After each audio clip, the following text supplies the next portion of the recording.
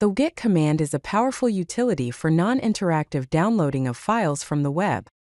It supports HTTP, HTTPS, and FTP protocols. It works even in unstable network connections with resume capability. Here are some basic examples of using wget. To download a file, use the command wget, followed by the URL of the file. For example, wget https://example.com/file.zip single quote. By default, wget saves the file with its original name in the current directory.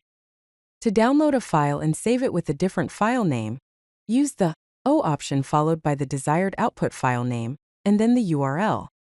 For example, wget ooutput.zip https://example.com/file.zip single quote.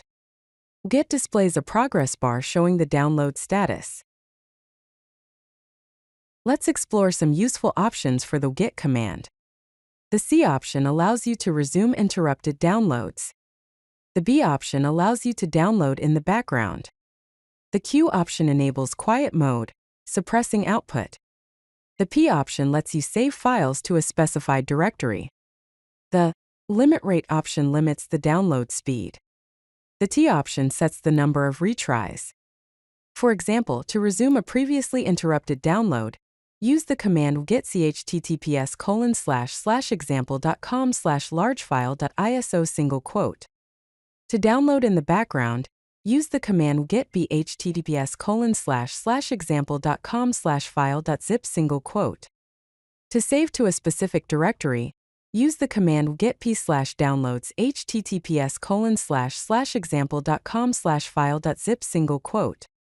To limit download speed to 500 kilobytes per second, use the command wget limit rate equals 500k https://example.com/file.zip single quote. Here's how to use wget with authentication. For basic authentication, use the user and password options followed by the username and password, respectively, and then the URL. For example, get user equals username, password equals password https://example.com/private/file, zip single quote. Important security note: passwords in the command line are visible in the process list. For better security, use the usaskpass option or a .metric file. For HTTPS sites, wget automatically verifies SSL certificates. You can use the no-check certificate option to bypass SSL verification, but this is generally not recommended.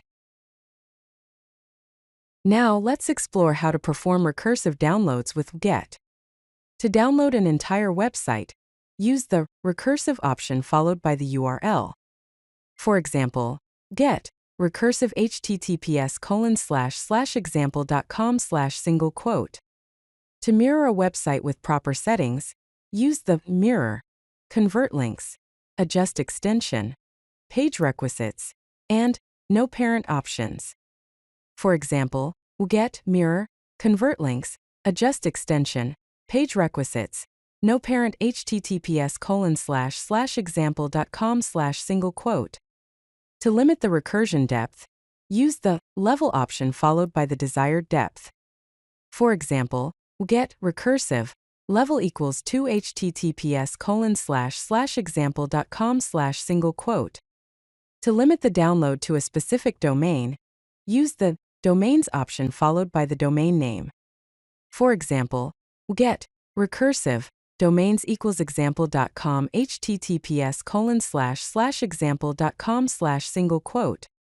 Here's a breakdown of the recursive options. Recursive follows links on pages. Level equals n specifies the maximum recursion depth. Mirror is a shortcut for website mirroring. Convert links converts links for offline viewing. Page requisites gets all images, CSS, and JavaScript, and no parent prevents following links to the parent directory. Let's see how to perform batch downloads with wget. The I or input file option allows you to download multiple files by specifying URLs in a text file. Each URL should be on a separate line. For example, wget.urls.txt. To download with specific options for each URL, use the input file option along with other options like continue and directory prefix. For example, get input file equals urls.txt, continue, directory prefix equals downloads. This is useful for automating multiple downloads, creating download scripts, and scheduling batch downloads with cron. Now let's delve into the advanced features of wget. Wget supports custom user agent strings to mimic browsers. It also supports cookies for authenticated sessions. You can use a proxy for anonymous downloading. Wget can filter content with accept or reject patterns. It provides FTP support with passive mode. You can use IPv6 with the init6 only option. Wget can also perform timestamping to only download newer files. For example, to set a custom user agent, use the command wget useragent equals Mozilla/5.0 https://example.com/single quote. To use cookies from a browser, use the command wget load cookies cookies.txt https://example.com/single quote. To download through a proxy, use the command wget proxy equals on proxy user equals user proxy password equals pass https://example.com/single quote. To only download newer files, use the command wget timestamping https://example.com/filed.zip single quote. To accept only specific file types, use the command wget accept equals PDF, JPG, PNG, recursive https://example.com/single quote. Let's review some best practices for using wget.